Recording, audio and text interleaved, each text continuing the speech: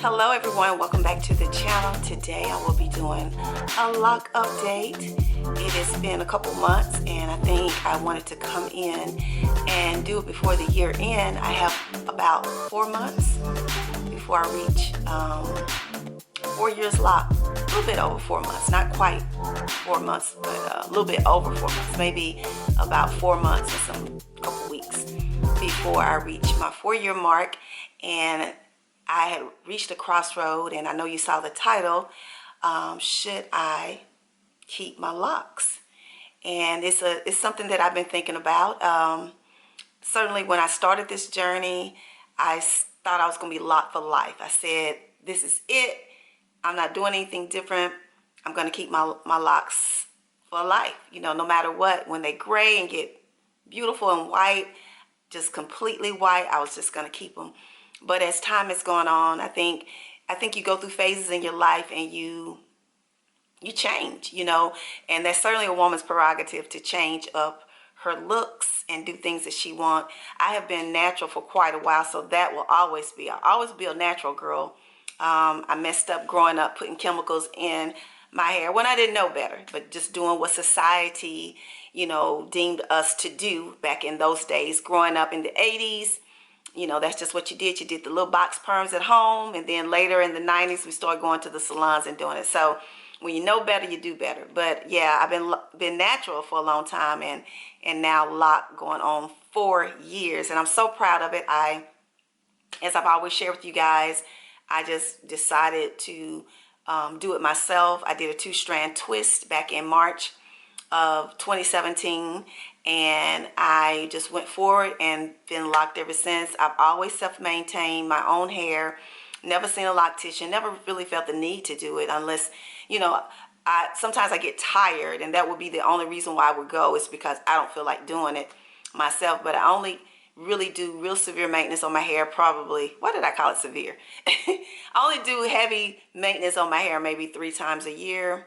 like every 3 months or 4 months. You know, I really get in and do some real good retwisting and things like that. I wash my hair about twice a month, and I do light retwist every now and then, and this is probably a 2-week-old light retwist. So yeah, I thought it was time to come in and just share my feelings. It has been a beautiful journey. I'm telling you, I am so proud of myself. My hair is at as long as it has ever been in its life.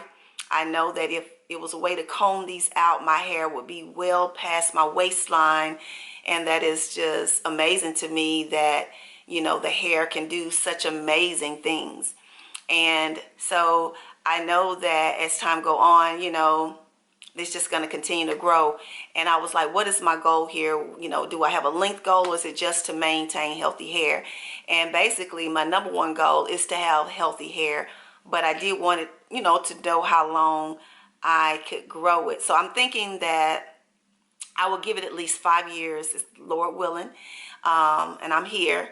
I'll give it 5 years and see how far I can get to in 5 years. I know that it is in the middle of my back now, and this is coming from probably, I think last year it was probably here somewhere, and it's definitely has taken off now. It's like after the 15th month, I think my hair just started dropping, and it's like it just continues to grow. And every now and then when I retwist, I look and I'm thinking, wow, you know, look how much it's grown. So I think it's really about you know, what you desire from it. And certainly it has been a journey for me. I think the hardest year for me was the first year.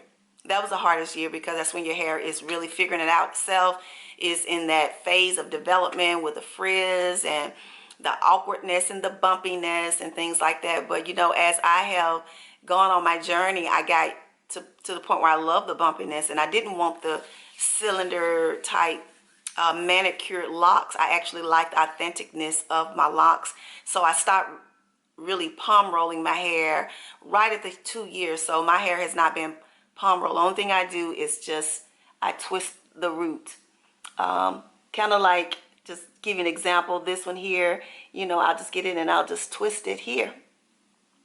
And what I normally do is I get me a clip and I put it here and I secure it for about maybe 20 minutes, whatever product I'm using to kind of give it a little bit firm hold. Then I remove it after about 20 minutes and then I go on my day. But I am so proud of this journey. Whether I decide at 5 years to cut them off or to keep them, it just depends on how I'm going to feel at 5 years. But I do want to see how far they can get in 5 years. I'm hoping that they can get close to the waist, because that was my ultimate length, to see if I could grow waist length locks. I think after that I wouldn't be able to maintain them myself without help. But certainly I haven't had any problem with scalp issues, any type of real deep dandruff problem or psoriasis or any of that. I think the secret to that is making sure your hair stays clean, and less is more. That means the less product you put in your hair, the better your scalp will be. And for me, I guess the heaviest product that I put in my hair is what I put on my edges, and that's when I use the Eco Styler Gel, which I don't rub it throughout my hair. It basically just lays down these curly edges that I have. So it's certainly a journey that you would have to make a decision where you want to go with it. If it's something you want to keep forever, it certainly does give me versatility to go in and out of water, vacations. You can do updos, you can do, you can curl it, all of that. You can do all of the things that you did with your hair, just crinkly. It'll look a little bit different, but you certainly can still have styles. Just because you're locked doesn't mean you can't have style. So, just depends on how you feel about it. Sometimes I just miss running my hands through my loose hair and just feeling the air like that. So I think that's why I would consider it if I did cut it. And actually, when I said if I cut it, it will be a short length. And I think that's something that a lot of women, as they get older, they just want to be free, and they just cut their hair. So certainly I will go to my 5-year mark before I make a decision like that. But certainly it was something that I've weighed the odds back and forth. And it just depends on what your journey is for you. If it's a spiritual journey, if it's just something that you feel that you will do forever. But I certainly believe that it's a woman's choice to decide what she wants to do with her hair.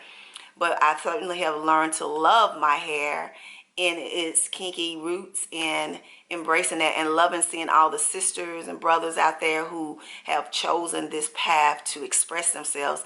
And I'm in several groups, and I enjoy seeing all the different styles, the colors, the different textures of hair, the lengths of hair. It has been an amazing thing to see, and for us to embrace that about us and our culture, and it's beautiful. So it wouldn't be because I no longer love it.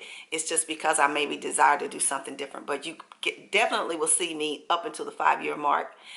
So anyway, I just wanted to share this update with you guys. Hope that it will inspire somebody who's thinking about it or looking at locks and seeing that, you can start and they can grow, and definitely, have your journey and produce it the way you want, whether you want well manicured locks or you want to be more Rasta or the big Congo locks, free-form and semi-free-form, and braid locks, micro locks, whatever it is, I think they're all beautiful. It's a beautiful journey. So gonna do one final turn for you guys and let you see.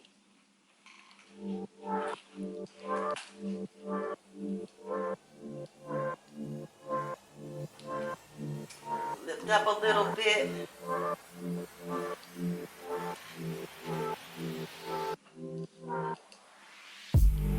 And no two journeys will ever be the same. So even though you may desire to look like someone, one of your favorite lock crush, your hair is gonna just determine what that's gonna be, because everybody's texture is different.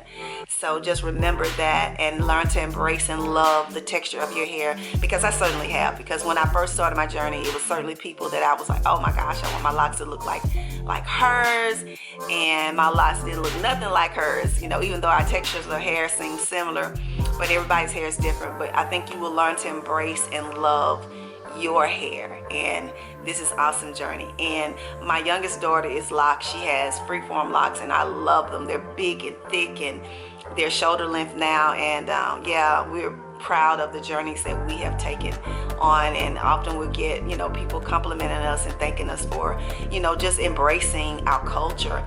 And yeah, I get a lot of questions. A lot of times I get compliments and people asking, you know, can they touch my hair, and, you know, just in awe of it. So it's definitely been an experience that get attention when you go places sometimes. So thank you guys who have followed me so far on this journey, and who haven't told me they appreciate it and complimented me and support me on this journey as I support those on their journey. It has definitely been very fulfilling, rewarding for me. So that's all I'm going to share today, guys. And let me get me a nice thumbnail.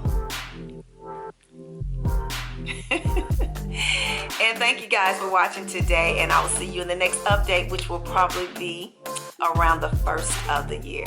So you guys have a fantastic rest of the day, and I'll see you in the next update.